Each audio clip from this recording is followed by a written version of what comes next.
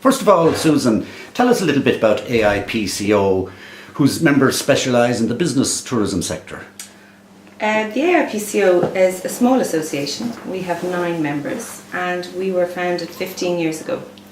And we specialise in association conferences. Yeah. So some of our members also manage corporate meetings and incentive as well, but primarily association conference. Yeah, great. And you had a big conference yourselves in Limerick last week. We did. How did that go? It was absolutely fantastic. We had, it was our second conference. Our first one was in Dublin last year.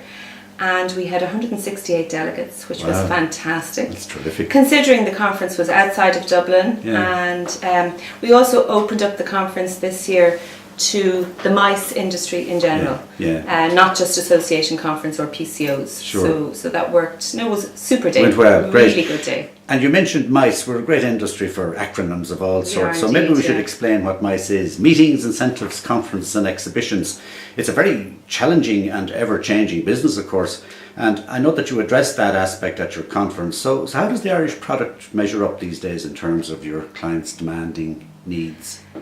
Well, I suppose from a general perspective, I think sometimes we're a little hard on ourselves. We always want to be better, which is super. Yeah. But I know one of our keynote speakers, I was speaking to him on the way to Limerick, and his perception of Ireland from the outside looking in was very positive. That's encouraging. As a place to do business. From a PCO perspective, I suppose our biggest challenge is the competitiveness of other destinations. Sure.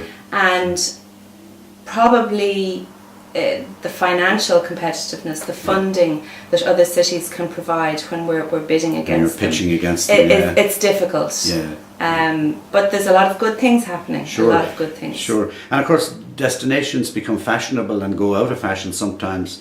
And what are the main source markets for Ireland these days, and how is Ireland perceived in those markets?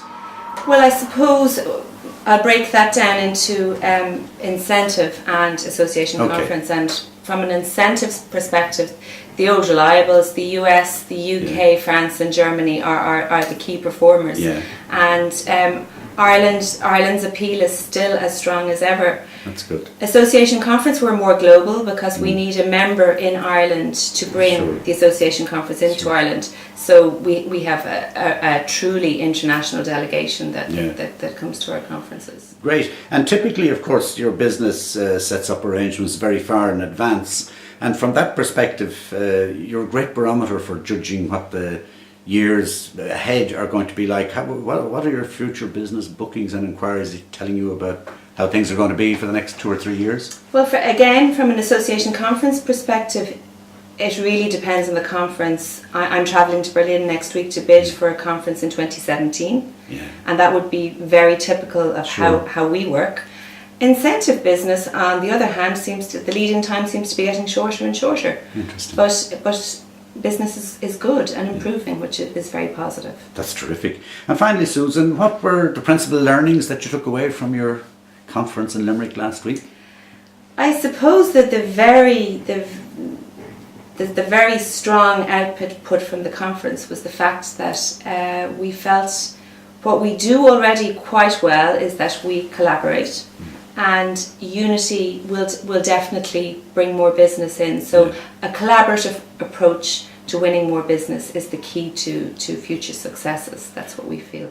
Absolutely, and that's a good note to end on that, and maintaining competitiveness, as you said earlier. Well, thank you, Susan, and the very best of good luck for that pitch in Berlin and for many other successful ones also. Thank you, Eamon.